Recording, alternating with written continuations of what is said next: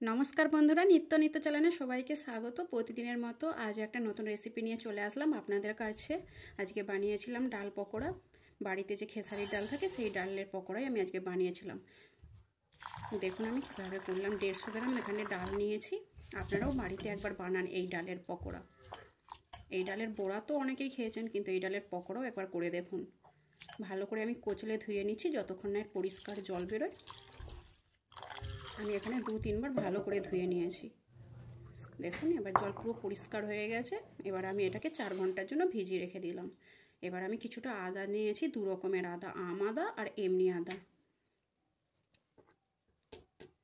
আদাকে আমি ভালো করে বেটে নিচ্ছি। আদা 2 রকম আদা, যেহেতু আমি আগে প্রথমে এমনি আদাটাই বাটছি, আম আদাটা পরে বাটছি।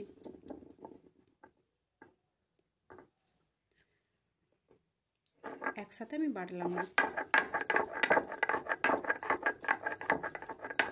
আপনারা চাইলে মিক্সচারেও এটা করে নিতে পারেন। আমি অল্প ডালের বানাচ্ছি বলে আমি সিলেই সব কিছু করে নিচ্ছি।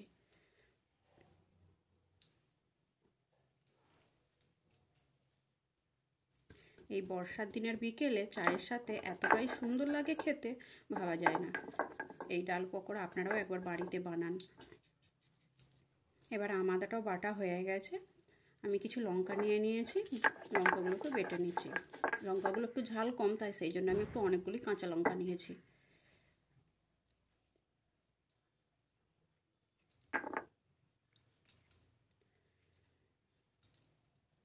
দেখুন আমার লঙ্কাও বাটা হয়ে গেছে। এবার আমি ডাল বেটে নিচ্ছি। এখানে তো আমি অল্প ডালে বানাচ্ছি, তাই আমি সিলেই করছি। ডালটাকে আমি খুব মিহি করে বাটিনি, ডালটাকে একটু দানা দানা ভাব আছে সেরকম অবস্থায় রেখে দিয়েছি। দেখুন আপনারাও খুব মিহি করে বাটার দরকার নেই এই ডাল। এবার ডালে পরিমাণ মতো নুন দিয়ে দিলাম, হলুদ, একটু কাঁচা লঙ্কার বাটা রেখে দিয়ে আমি সব কাঁচা লঙ্কা বাটাটাই দিয়ে দিচ্ছি। দেখুন একটুখানি রেখে দিয়েছি। আর এমনি আদা বাটাটাও দিয়ে দিচ্ছি। দেখুন আম আদাটা দেবো না, ওটা লাস্টে ব্যবহার করব। স্বাদের জন্য অল্প একটু কালো জিরে। এবার ভালো করে এগুলোকে মাখিয়ে নেব। খুব এই ডালটাকে ফেটাবো না, ভালো করে শুধু মাখিয়ে নেবো। দেখুন ফেটাবার দরকার নেই। কিছুটা ডাল তুলে রাখলাম লাস্টে চাটনিতে ব্যবহার করব বলে।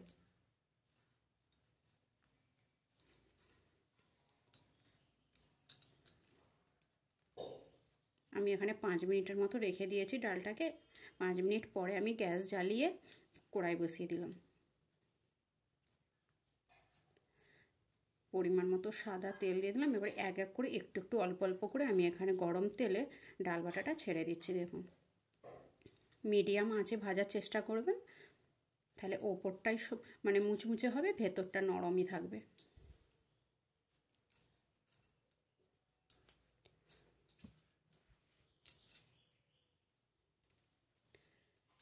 উল্টে পাল্টে আমি দেখুন ভালো করে ভেজে নিচ্ছি, একটু লাল করে।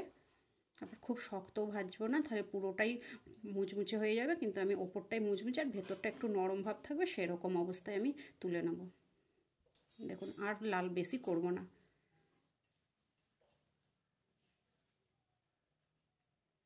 কতটা সুন্দর দেখতে হয়েছে দেখুন।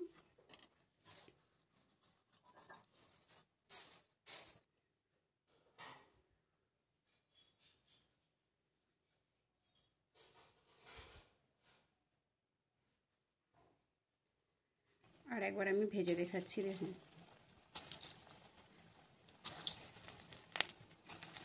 আপনারা চাইলে আরও বেশি করে তেল দিয়ে আরও বেশি করে এখানে পকোড়া ভেজে নিতে পারেন একসাথেই।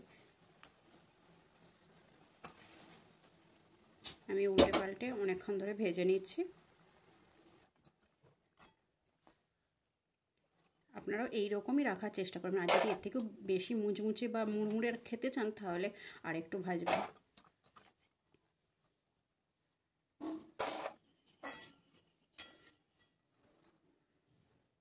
ওপরটা একেবারেই মুচমুচে হয়। এবার আমি চাটনি বানিয়ে নিচ্ছি। দেখুন একটু লেবুর রস নিয়ে নিয়েছি, যেই ডাল বাটাটা তুলে রেখেছিলাম ওই ডাল বাটা আর আদা বাটা, কাঁচা লঙ্কা বাটা,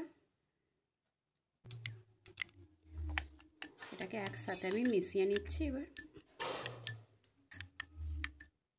আর এতে আমি ব্যবহার করছি বিট নুন।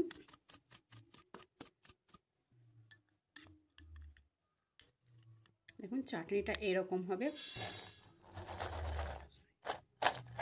কতটা দেখুন মুচমুচে ভাব আছে, আপনারা দেখেই বুঝতে পারছেন। আমি এবার প্লেটে সাজিয়ে নিচ্ছি।